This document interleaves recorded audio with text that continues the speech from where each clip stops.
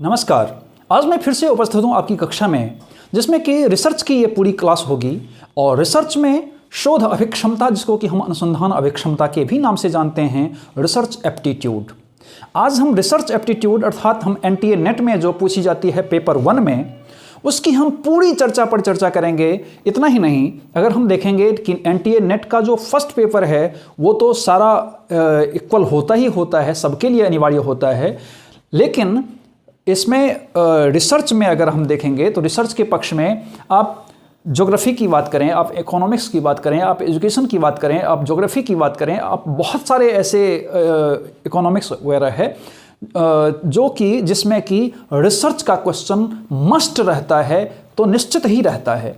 तो इस हिसाब से देखेंगे तो अगर पेपर 1 में 5 से 6 क्वेश्चन यहाँ से रहता है, और अगर जितने भी हम विषयों की बात किए हैं उसमें 15 से लेकर के 20 क्वेश्चन तक, और कुल मिलाकर अगर हम बात करेंगे तो 20 से 25 या 20 से 20 प्लस, ऐसा कह सकते हैं कि 20 प्लस क्वेश्चंस रहते हैं किससे, रिसर्च से। तो आप सभी पहलुओं पर आज हम चर्चा करेंगे और आप वीडियो के अंत तक बने रहेंगे। और मुझे लगता है कि आज का वीडियो देखने के बाद आप रिसर्च में खास करके आपके लिए बहुत ही ज़्यादा सरल होने वाला है। तो हम चर्चा पर चर्चा अब करते हैं। अगर हम अनुसंधान अभिक्षमता की बात करेंगे तो इसको रिसर्च माना गया है, अर्थात रिसर्च एप्टीट्यूड। अब ये रिसर्च अगर हम देखेंगे तो इसके 2 पहलू होते हैं। पहला होता है आपका री, और दूसरा होता है सर्च। अब री का जहाँ पर मतलब होता है पुनः, वहाँ पर सर्च का मतलब क्या होता है, खोजना। अब जहाँ पर पुनः खोजना, क्या हम कभी भी जब हम नेट की बात करते हैं, पीएचडी की बात करते हैं, जब हम जेआरएफ हो जाते हैं, नेट करके जेआरएफ हो करके हम पीएचडी करने जाते हैं, तो अब पीएचडी करने जाते हैं तो आप मुझे बताइए कि कभी भी आप क्या दोबारा पीएचडी करने जाते हैं क्या? तो नहीं, आप भैया एक ही बार पीएचडी करने जाते हैं। लेकिन जब एक बार पीएचडी करने जाते हैं तो हम रिसर्च क्यों कहेंगे? आपके मन में ये उबलता हुआ प्रश्न होगा कि हम रिसर्च क्यों कहेंगे भैया, हम ये तो सर्च है, क्योंकि हमने पहली बार किया है। तो जब हम पहली बार किया है तो हम पुनः थोड़े खोज रहे हैं, हम तो एक ही बार भैया कर रहे हैं, रिसर्च तो हम एक ही बार कर रहे हैं, तो क्यों हम पुनः कहेंगे? इसी में एक क्वेश्चन आता है एनटीए नेट का कि difference between search and research, अर्थात सर्च और रिसर्च, अर्थात खोजना और पुनः खोजना, search and research. Search and research में फ़र्क क्या है, हम उसको किसको कहें, सर्च और रिसर्च? तो सबसे पहले ये समझिए कि जब भी वैज्ञानिकी ढंग से हम खोजते हैं, क्या वैज्ञानिकी ढंग से खोजते हैं, वो केवल और केवल रिसर्च में होता है। जब भी हम क्रमशः का प्रयोग करते हैं तो वो केवल और केवल रिसर्च में होता है। जब भी हम व्यावहारिकी शब्द का प्रयोग करते हैं तो व्यावहारिक शब्द का प्रयोग करते हैं, वो केवल और केवल रिसर्च के लिए होता है। हम उपयोगी की बात करते हैं, ये रिसर्च का मेथड होता है। जब हम नवीनता की बात करते हैं, जब हम मौलिकता की बात करते हैं, अर्थात इन सारे पक्षों को अगर हम देखेंगे तो हम किस में आते हैं, तो ये रिसर्च में आते हैं। तो जब भी हम रिसर्च करते हैं तो रिसर्च की प्रक्रिया में क्या होती है, तो वैज्ञानिक की प्रक्रिया होती है, क्रम वाइज हम सब कुछ करते हैं। अर्थात अब यहाँ पर थोड़ा सा हम इसके पीछे चलेंगे कि रिसर्च आखिर हम क्यों कहें इसको। तो जब भी कभी भी किसी भी रिसर्च में क्या आता है, एक टॉपिक आता है। एक टॉपिक को हम टॉपिक न कह करके, अर्थात शीर्षक हम न कह करके इसको क्या कहते हैं, समस्या कहते हैं। अब जब समस्या कहते हैं, इसको हम क्या कहते हैं, प्रॉब्लम कहते हैं, समस्या कहते हैं। इसको शीर्षक या टॉपिक नहीं कहते हैं, बल्कि समस्या या प्रॉब्लम कहते हैं। जब हम समस्या या प्रॉब्लम कहते हैं तो ये समस्या या प्रॉब्लम कब होता है, तो किसी भी समस्या को लेकर के हम अनुसंधान करना चाहते हैं, शोध करना चाहते हैं, और शोध की समस्या में सबसे पहले वो क्या दिया जाता है, तो एक चर होता है, चर होता है जिसके वो हम क्या कहते हैं, प्रदत्त भी कहते हैं, वेरिएबल्स होते हैं। तो चर का होना अनिवार्य होता है, जो कि किसी भी शोध समस्या में होता ही होता है, इसको आप नकार नहीं सकते हैं। तो जब हम चर होता है, वेरिएबल्स होते हैं, प्रदत्त होता है, प्रदत्त को अगर हम खंडित करें तो इसको हम प्र कह सकते हैं और दत्त कह सकते हैं। प्र का मतलब प्राक या पहले होता है, दत्त का मतलब दिया हुआ होता है, अर्थात जो पूर्व में दिया हुआ हो। अर्थात हमें जब भी समस्या का चयन करते हैं तो उसके साथ ऑटोमेटिकली ऐसा कह सकते हैं कि प्रदत्त आ ही जाता है। जब प्रदत्त आ ही जाता है, चर आ ही जाता है, वेरिएबल्स आ ही जाते हैं, तो हमें क्या वो पहले से ही दिया हुआ है, और जो चीज़ आपके पास पहले से ही हो, क्या आप उस पर वो जब मौजूद पहले से हो तो क्या आप में वो मौलिकता हुई, तो आप उसको दोबारा खोज रहे हैं। जब हम दोबारा खोज की बात करते हैं तो यहाँ से बात होता है किसका, रिसर्च का। तो जब हम रिसर्च की बात करते हैं तो यहाँ पर प्रॉब्लम होती है, प्रॉब्लम समस्या होती है। समस्या जिसको कि हम प्रॉब्लम कहते हैं, उसमें चर निश्चित रूप से होता है, और उसमें भी एक चर नहीं, कम से कम किसी भी शोध समस्या में 2 चरों का होना अनिवार्य है। बिना 2 चर के कभी भी शोध नहीं हुआ करता।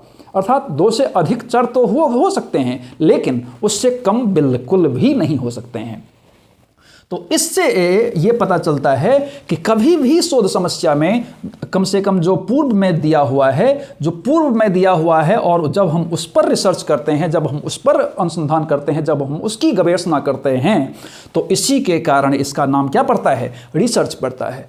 अब हम इसको, जो मैंने कहा था कि ये जो दोनों में डिफरेंसेस क्या हैं, अर्थात सर्च एंड रिसर्च में, तो जब हम सर्च की प्रक्रिया में करते हैं तो उसमें कोई भी वैज्ञानिक की प्रक्रिया नहीं होती है। जो भी जैसी भी चीज़ें हैं हम करते जाते हैं। सबसे पहले तो समस्या ही नहीं आती है भैया, समस्या उसमें लेना नहीं पड़ता है, जो भी चीज़ें हैं उसको हम कर डालते हैं। उसमें क्रमवाइज का प्रयोग नहीं होता है, वो कोई व्यावहारिक हो ऐसा कुछ ज़रूरी नहीं है, वो उपयोगी भी हो ऐसा भी कोई ज़रूरी नहीं है, उसमें नवीनता का प्रयोग नहीं होता है, उसमें मौलिकता का प्रयोग नहीं होता है। ये आपका क्या है, मौलिकता है। मौलिकता से अब जो भी चीज़ें हैं वो आप मौलिक रूप से करेंगे, वो भी आप नवीन चीज़ों पर, नवीन तथ्यों की खोज करेंगे। आप उपयोगी, अर्थात अगर दूसरे के लिए हम कर रहे हैं, अर्थात जब भी हम रिसर्च करते हैं उसका जो निष्कर्ष निकलता है, अगर वो दूसरे लोग कोई बाद में करना चाहता है तो उससे संबंधित वो उसके लिए क्या हो, उपयोगी हो, या समाज के लिए उपयोगी हो जिसके लिए हम रिसर्च किए हैं। व्यावहारिक पक्ष भी हो, फिर हमारा क्रमशः सारी चीज़ें। तो इसके कारण से हम इसको क्या कहते हैं, रिसर्च कहते हैं, ना कि सर्च कहते हैं। तो सर्च और रिसर्च में आपको डिफरेंसेस पता चल गए होंगे कि इसमें वैज्ञानिकी तथ्य नहीं होती, इसमें कोई समस्या नहीं हुआ करता, इसमें क्रमवाइज नहीं होता, ये व्यावहारिक नहीं होता, उपयोगी नहीं होता, नवीनता नहीं होता, मौलिकता नहीं होती। तो ये सब सारे पक्षों के नहीं होने के कारण उसको सर्च कहते हैं, और ये सारे पक्षों की मौजूदगी के कारण इसको हम क्या कहते हैं, रिसर्च कहते हैं। अब जब हम, तो इसी के कारण ये रिसर्च कहा जाता है, अनुसंधान कहा जाता है। अब हम जब इसके पक्ष में आते हैं तो अब जब हम एजुकेशनल चीज़ों पर करते हैं, जब हम एजुकेशन में रिसर्च करते हैं तो रिसर्च किस मामले में करते हैं, एजुकेशन फील्ड में करते हैं, शिक्षा के फील्ड में करते हैं। किसके फील्ड में करते हैं, शिक्षा के फील्ड में करते हैं।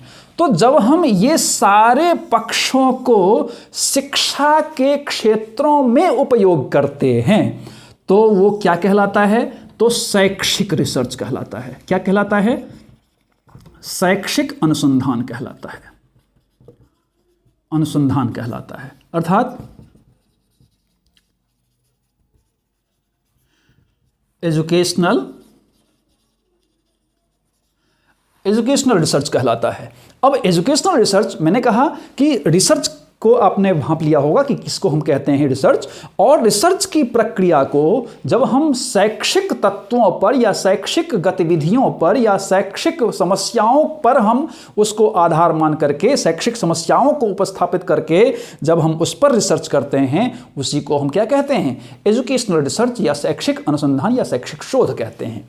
अब जब शैक्षिक शोध कहते हैं तो एक महोदय 1897 में 1897 में जे.एन. राइस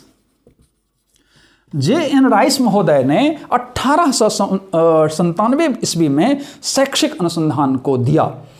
क्यों? क्योंकि इससे पहले आप देखेंगे तो बहुत सारे अलग अलग पक्षों पर, बहुत सारे अलग अलग विषयों पर हुआ करता था, बहुत सारे अलग अलग फील्ड में हुआ करता था रिसर्च, लेकिन उससे पहले शिक्षा में नहीं हुआ करता था।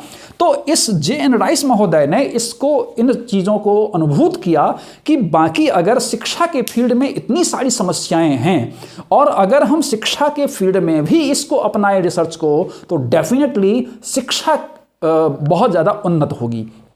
इसके कारण से इन्होंने लाया। अब हम इसके पक्षों को जानते हैं। सबसे पहले तो इसको हम मिटा देते हैं। तो जब हम, अभी मैंने बताया कि जब हम सारे पक्षों को, सारी चीज़ों को शिक्षा के क्षेत्र में उतारते हैं तो उसको हम क्या कहते हैं, एजुकेशनल रिसर्च कहते हैं। अब कभी भी जब भी हम अनुसंधान करते हैं तो उसमें जो समस्याएं होती हैं, तो समस्याओं से पहले हमें क्या होता है, आवश्यकता होती है। क्या होती है? आवश्यकता। आवश्यकता जब होती है तो कुछ साधन भी तो चाहिए भैया। तो साधन चाहिए, और साधन, आवश्यकता और साधन मिलकर के क्या बनता है, समस्या बनती है।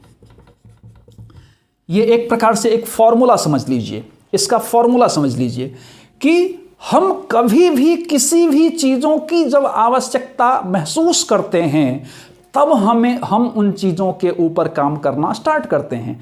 अगर मान लीजिए कि हम नेट होना चाहते हैं, तो नेट होना चाहते हैं क्यों, आखिर क्यों आवश्यकता है? क्योंकि हम अगला पीएचडी करना चाहते हैं, हम असिस्टेंट प्रोफेसर के रूप में पद पर पदस्थापित होना चाहते हैं। इन सारी चीज़ों को, इन सारे पक्षों को, अर्थात हमने आवश्यकता को महसूस किया, इसके कारण हम कठिन मेहनत कर रहे हैं।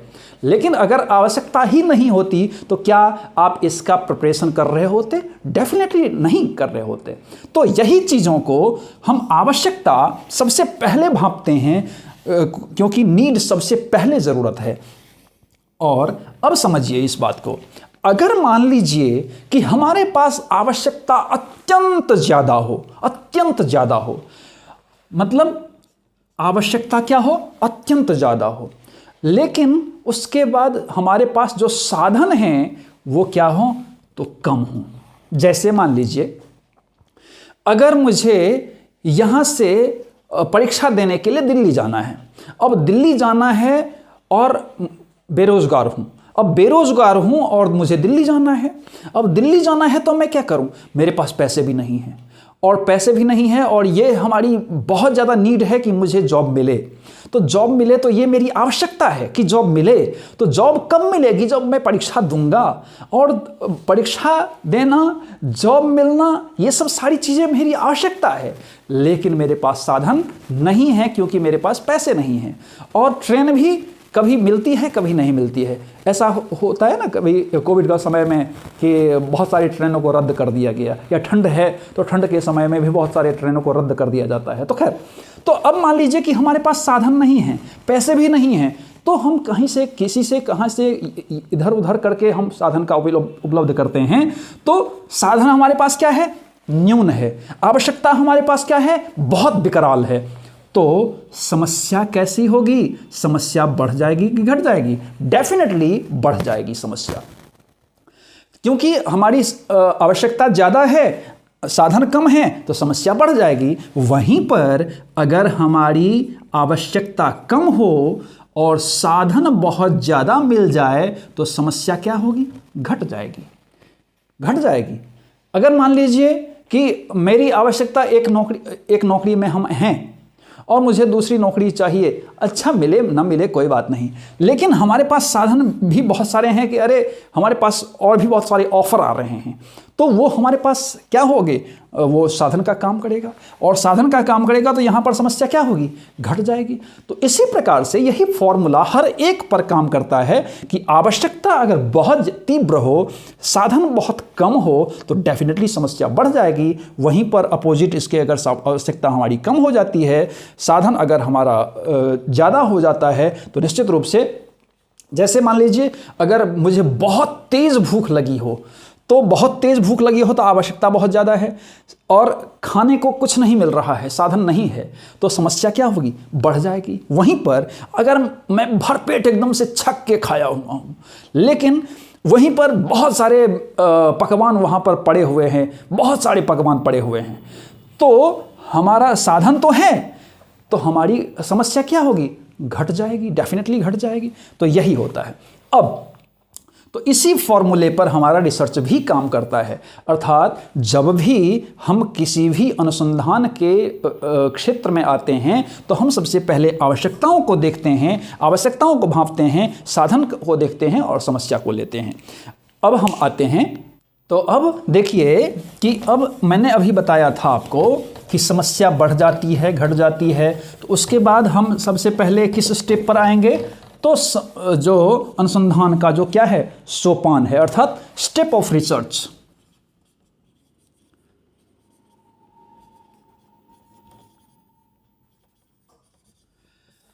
अनुसंधान के सोपान। अब अनुसंधान के सोपान अगर हम बात करेंगे तो ये कैसा होगा, तो यहां पर फॉर्मूला समझ लीजिए, PhDCAG।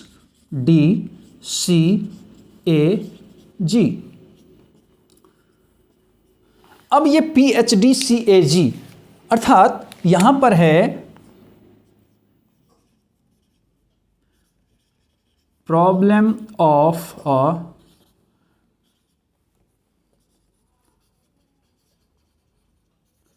रिसर्च, फिर formulation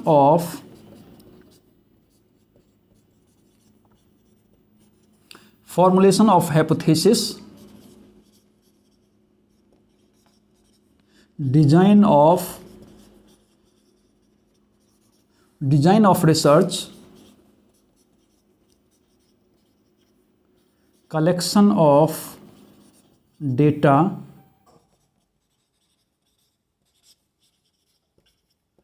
एनालिसिस ऑफ डेटा, फिर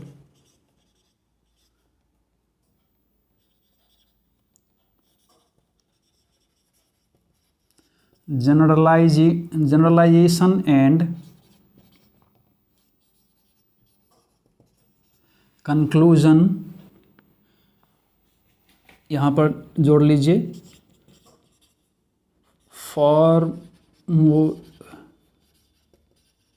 formulation of generalization and conclusion. ये अर्थात P से क्या हुआ, प्रॉब्लम, फिर H hypothesis, D for design, C for collection, फिर एनालिसिस A फॉर एनालिसिस और G फॉर जनरलाइजेशन। इसको हम अगर डीपली करते हैं तो P से प्रॉब्लम ऑफ रिसर्च, फिर formulation of hypothesis, design of research, collection of data, analysis of data, formulation of generalization and conclusion. इसका अगर हम हिंदी रूपांतर कर दें तो हिंदी रूपांतर में आपका आता है समस्या का चयन, फिर प्राकल्पना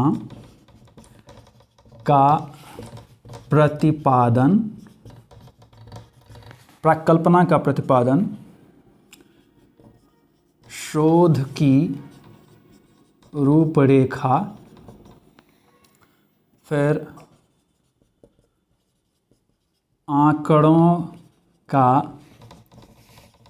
संग्रहण, फिर आंकड़ों का विश्लेषण और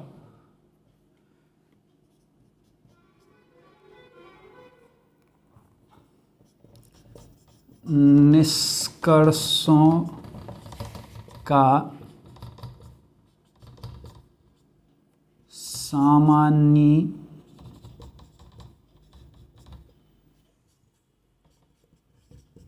एवं प्रतिपादन। इसको निष्कर्षों का प्रतिपादन एवं सामान्यीकरण भी लिख सकते हैं, कोई दिक्कत नहीं। तो आप यहाँ पर देखिए, यहाँ पर ये जो फॉर्मूला है PhDCAG, प्रॉब्लम ऑफ रिसर्च अर्थात समस्या का चयन, फॉर्मुलेशन ऑफ हाइपोथेसिस प्रकल्पना का प्रतिपादन, डिजाइन ऑफ रिसर्च शोध की रूपरेखा, कलेक्शन ऑफ डेटा आंकड़ों का संग्रहण, एनालिसिस ऑफ डेटा आंकड़ों का विश्लेषण, फिर formulation of generalization and conclusion अर्थात निष्कर्षों का प्रतिपादन एवं सामान्यीकरण या सामान्यीकरण एवं प्रतिपादन। तो ये जो आपका होता है, ये क्या होता है, स्टेप ऑफ रिसर्च होते हैं। अगर हम इसको देखेंगे तो 1 2 3 4 5 और 6, अब ये 6 स्टेप हैं। अब 6 स्टेप जो हैं इसमें आप देखेंगे कि ये 6 स्टेप पर पूरा शोध टिका हुआ है। अब शोध में अगर बात करेंगे ये तो संपूर्ण तरीके से आप कहीं भी आप फंसने की गुंजाइश यहाँ पर नहीं है। लेकिन एक चीज़ आपको ध्यान रहे कि कई बार अब ऐसा नहीं है कि इसमें केवल एक ही है, इसमें भी बहुत सारे हो सकते हैं। जैसे मान लीजिए कि अगर समस्या का चयन है, प्रॉब्लम ऑफ रिसर्च है, तो उसमें क्या होगा, सबसे पहले हम क्या करते हैं, तो क्षेत्रों का चयन करते हैं। क्षेत्रों को देखते हैं कि किस क्षेत्र में मुझे जाना है, किस क्षेत्र में मुझे करना है। तो सबसे पहले हम क्या करते हैं, क्षेत्रों का चयन कर देते हैं, क्षेत्रों की पहचान कर लेते हैं। अर्थात पहले हम ये देखते हैं कि किस क्षेत्र में मुझे जाना है, क्षेत्रों की पहचान करते हैं। क्षेत्रों की पहचान के बाद क्या हम करते हैं, तो क्षेत्रों की पहचान के बाद समस्या का चयन, सबसे पहले विषयों का चयन भी कह सकते हैं। उसके बाद कि हम विषयों का, हम किन विषय में जाएंगे, हम अंग्रेजी में जाएंगे, हिंदी में जाएंगे, उर्दू में जाएंगे, गणित में जाएंगे, ज्योग्राफी में जाएंगे, एजुकेशन में जाएंगे, किस में जाएंगे। तो ये भी हमें देखना होता है कि हम किस में जा रहे हैं। तो समस्या का, फिर विषयों का चयन आप कह सकते हैं। उसके बाद फिर क्या हो सकता है, तो आपका समस्या का चयन हो सकता है कि समस्या का चयन आप करते हैं। फिर उसका आप उद्देश्य, जब समस्या का चयन आप कर लेंगे तो समस्या को क्या करेंगे, समस्या का परिभाषीकरण हो जाएगा। समस्या को फिर आप उद्देश्यीकरण कर सकते हैं। तो ये सब सारे, जो ऐसा नहीं है कि मतलब ये एक ही है, उसमें भी बहुत सारे अलग अलग पक्ष हो सकते हैं। लेकिन मोस्टली हम कह रहे हैं कि मोस्टली जो होता है ये इसमें ये सब होता है। अब जैसे मान लीजिए कि अगर हम फॉर्मुलेशन ऑफ हाइपोथेसिस कह लें, अगर प्रकल्पना का प्रतिपादन कह लिए, तो प्रकल्पना का प्रतिपादन क्या हम यही कर लेते हैं, तो नहीं। प्रकल्पना के प्रतिपादन में सबसे पहले आप क्या करते हैं, RRL अर्थात रिव्यू ऑफ रिलेटेड लिटरेचर। जब हम संबंध साहित्य की समीक्षा करते हैं, क्या करते हैं, संबंध साहित्य की समीक्षा, हम संबंध साहित्य की समीक्षा करते हैं अर्थात रिव्यू ऑफ रिलेटेड लिटरेचर। तो हम जब इसमें करते हैं तो हम उसमें क्या करते हैं कि सबसे पहले उन जो भी हम विषय लिए हैं उससे संबंधित तमाम चीज़ों का, तमाम शोध पत्रिकाओं का, तमाम शोध ग्रंथों का, तमाम डिजिटेशन का, तमाम जो भी हमें बहुत सारे मैगजीन हो सकते हैं, बहुत सारे ग्रंथ हो सकते हैं, अलग अलग चीज़ों, तो उसमें बहुत सारे आपका अंतर्जाल की सुविधा हो सकती है, अर्थात जो बहुत सारे नेट से हम सर्च करते हैं। तो सारे चीज़ों का हम क्या करते हैं, साहित्यों का हम अध्ययन करते हैं। उस अध्ययन के कारण, उस अध्ययन से जो मुझे क्लू मिलता है, उस अध्ययन से जो मुझे क्लू मिलता है, उसके तहत हम क्या करते हैं, इसका प्रकल्पना का निर्धारण करते हैं। प्रकल्पना को दरअसल परिकल्पना भी कहते हैं, उपकल्पना भी कहते हैं, तो इसमें आप घबराइएगा नहीं। तो इसके बेसिस पर हम क्या करते हैं, तो ऐसा हम जो आपको ये 6 स्टेप दिए हैं, तो ऐसा नहीं है कि केवल ये 6 ही स्टेप हैं। इसमें कुछ तथ्य जो हैं वो क्या कह सकते हैं, हिडन भी हैं, तो छुपे हुए हैं। तो इसके साथ आ जाते हैं। तो मान लीजिए कि अगर हम ये क्या कर लिए, RRR कर लिए, अर्थात संबंध साहित्य की समीक्षा कर लिए। संबंध साहित्य की समीक्षा के उपरांत हम क्या कर लिए, प्राक्कल्पना का निर्धारण कर लिए। तो प्राक्कल्पना का निर्धारण हम कब कर सकते हैं, जब तक हम शोध समस्या का अध्ययन नहीं करेंगे, जब तक हम साहित्य की समीक्षा नहीं करेंगे, तब तक कभी भी अच्छी परिकल्पना नहीं बन सकती है। और जब तक कभी भी अच्छी परिकल्पना नहीं बन सकती है, तब तक कभी भी शोध पूरी हो ही नहीं सकती है। और अगर शोध पूरी हो भी जाए कहीं से, तो वो न वैध होगा, न विश्वसनीय होगा। तो उसको हम शोध के श्रेणी में नहीं रख सकते हैं। दरअसल अगर शोध हो भी जाए तो उसको हम शोध की श्रेणी में नहीं रख सकते हैं, जब तक कि विश्वसनीय और वैध ना हो। तो इसके कारण से इस रिसर्च में प्राक्कल्पना बहुत ज़्यादा महत्वपूर्ण है। तो अब प्राक्कल्पना हम किसको कहें, तो किसी भी शोध की समस्या में शोधकर्ता के द्वारा विभिन्न क्या किया जाता है, एक समस्या का जो है वो टेंटेटिव सॉल्यूशन ढूंढा जाता है, अर्थात तात्कालिक समाधान ढूंढा जाता है। जो तात्कालिक समाधान ढूंढा जाता है, हम उसी को क्या कहते हैं, प्राक्कल्पना कहते हैं। तो शोध की समस्या में किसी भी शोधकर्ता के द्वारा इस संबंध साहित्य की समीक्षा के उपरांत हम क्या करते हैं, उसको देखने के पश्चात एक तात्कालिक समस्या का समाधान ढूंढते हैं। जो तात्कालिक समस्या का समाधान होता है, हम उसको कई बार क्या कह देते हैं, तो अलग अलग नामों से भी जानते हैं। तो तात्कालिक शोध समाधान कह सकते हैं कि तात्कालिक समस्या का समाधान। तात्कालिक समाधान कौन सा होगा, तात्कालिक। तो तात्कालिक समस्या का समाधान जब हम ढूंढते हैं, वही हमारी प्राक्कल्पना होती है। उसी के ऊपर, उसी के इर्द गिर्द लगभग हमारा पूरा शोध घूमता रहता है। तो अब ये कई बार आपका गलत भी हो सकता है और ये कई बार सही भी हो सकता है, लेकिन कोई भी शोधकर्ता ये चाहता है कि हमने जो प्राक्कल्पना का निर्धारण किया है वो क्या हो, करेक्ट हो। तो खैर, अब हम अगर इसके बाद अगर हम आएंगे, तो ये जो शोध की रूपरेखा है, अर्थात डिजाइन ऑफ रिसर्च है, तो डिजाइन ऑफ रिसर्च क्या वही होगा, तो नहीं, उसके पहले भी आएगा। पहले क्या आएगा, आपका न्यायादर्श आ सकता है। न्यायादर्श को नहीं देंगे क्या, देना पड़ेगा। तो जब हम न्यायादर्श क्या होता है, सैंपलिंग क्या होता है, तो मान लीजिए सपोज किसी भी शोध के दौरान जो भी हमने, अब मान लीजिए कि बड़ा सा हमने क्या लिया है, तो शोध की समस्या ली है। अब शोध की समस्या बड़ी हमने लिया है। अगर मान लीजिए कि दिल्ली के छात्रों का व्यावसायिक दृष्टिकोण, ऐसा हम अगर कर लें, तो दिल्ली के छात्रों का व्यावसायिक दृष्टिकोण, तो ये पूरी दिल्ली है। अब ये पूरी क्या है, दिल्ली है। चलिए दिल्ली को छोड़िए, दिल्ली तो छोटी पड़ गई। मान लीजिए कि उत्तर प्रदेश है।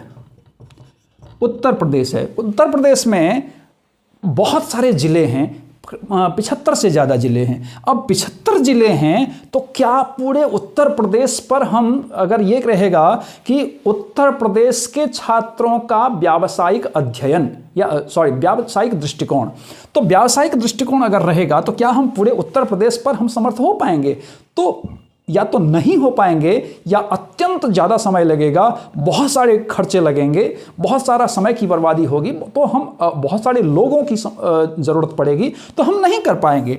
तो हम क्या करते हैं, कोई एक जिला ले लिए। मान लीजिए कि हम आजमगढ़ ले लिए। अब आजमगढ़ जब ले लिए, तो यहाँ पर हम क्या कर लिए, इसको एक पैरामीटर में हम बांध लिए। उसको क्या किए, तो न्यायादर्श में हम क्या करते हैं, अब न्यायादर्श में हमें कितना लेना है, अब इसमें भी हम पूरे आजमगढ़ का तो नहीं ले सकते हैं, तो उसमें भी कुछ का हम लेंगे। अर्थात ऐसा समझिए कि जब मान लीजिए कि 1 लाख 1 2 3 4 5। अब ये कुल मिलाकर के सपोज मान लीजिए कि 1 लाख जनसंख्या है सपोज। अब 1 लाख पर 1 लाख लोगों तक हम नहीं पहुंच सकते तो हम क्या करते हैं, यहाँ पर 200 को ले लिए मान लीजिए।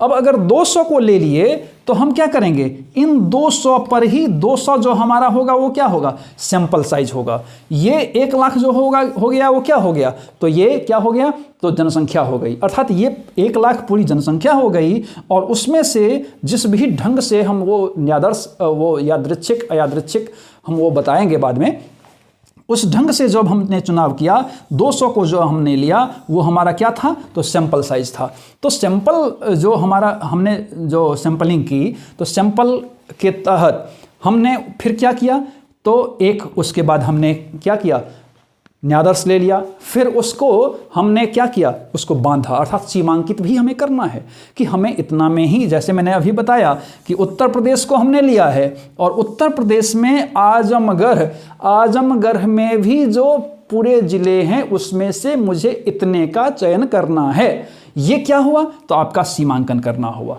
दैट मीन्स कहना मतलब ये है कि जब भी आप शोध की समस्या में आते हैं तो ये मुख्य तौर पर क्या होता है, ये स्टेप होता है। उसके बाद भी तो आप जब हमसे जुड़े रहेंगे तो ये सारे पक्षों को हम क्लियर करेंगे कि किस प्रकार होता है। आप ये समझ लीजिए कि जब आप मुझसे जुड़ेंगे तो आपके लिए शोध कुछ भी नहीं रहेगा, बल्कि शोध इतना हल्का हो जाएगा कि लगेगा कि आपके लिए शोध सबसे ज़्यादा हल्का विषय है।